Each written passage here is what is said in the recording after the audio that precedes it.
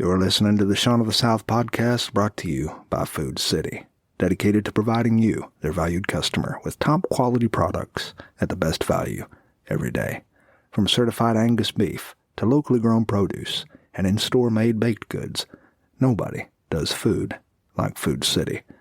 Find a store conveniently located near you at foodcity.com. Shaun of the South starts now.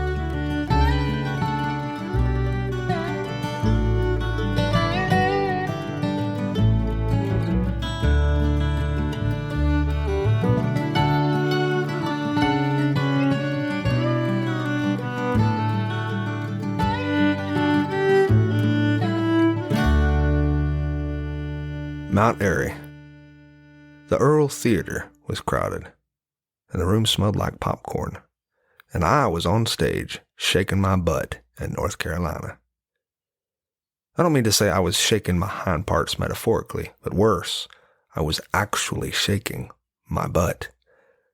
Namely, because derriere shaking is an important element in the one-man train wreck I perform in theaters throughout the country.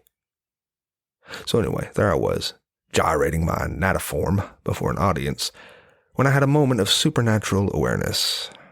How did I get here, and what career path led me to this pivotal moment? Why am I on stage before several hundred, shaking my fundaments?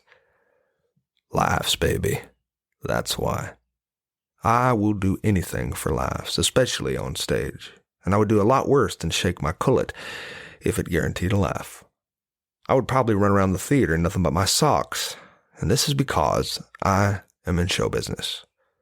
Moreover, I genuinely love the sound of people laughing. I gravitate toward laughter. Laughter is what gets me out of bed in the morning. Laughter, and this is no understatement, is everything to me. I fell into the field of comedy by accident. My career started over a decade ago when I was asked to speak at a local Rotary Club.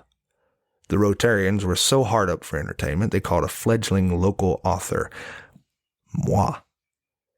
The prestigious meeting took place in a steakhouse/catfish buffet, and I ate enough fried whole catfish to alarm a cardiologist.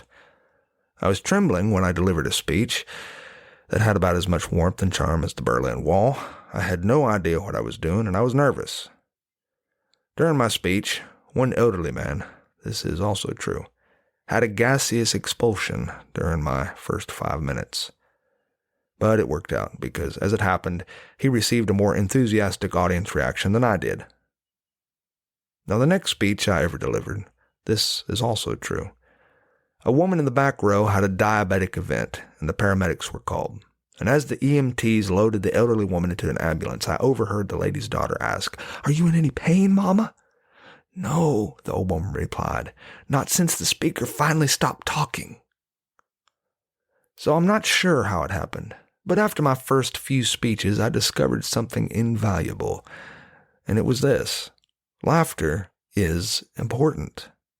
Not just a little important, it is a lot important. People don't want seriousness and solemnity. They have enough seriousness and solemnity in their lives, and many of them don't even know how to say solemnity. What they want, what people need, is cheer. It is a necessary nutrient for survival. So if you were to boil this whole tiny podcast down into a few words, I would say that throughout my career of making speeches, I have discovered one important fact about human beings in general, and it is this: nobody hates to laugh. Not even rooms of uppity dinner guests who look as though they have been involved in a lifelong battle against constipation. These people want to laugh. They crave laughter, and they need some brave soul to step up to the mic and say the word booger. I am a child of a tragic home life, of abuse and sadness. I am the son of a single mother who wept in locked bathrooms when she thought no one was listening. A family who, at times, fought to keep a roof over our heads. I'm a dropout with a high school equivalency degree. I know what it's like to live in a life that has no laughter in it. I know sorrow and I know disappointment. But I'm also lucky enough to know the cure. Which is why, dear friend, I shake the butt God gave me.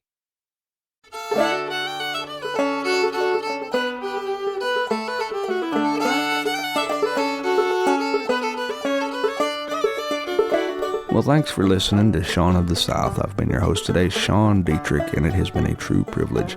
To find out anything more about what I do, you can visit SeanDietrich.com, or for those who are not particularly good spellers, you can visit SeanOfTheSouth.com, and there you can find out all sorts of information that you didn't know you didn't need to know about me. And while you're there, I hope you take the time to drop me a line. Tell me what's important to you. Tell me what's going on in your life. I'd like to hear it. And in case anyone hadn't told you today already, I love you. Now go say that to somebody else. Have a great day.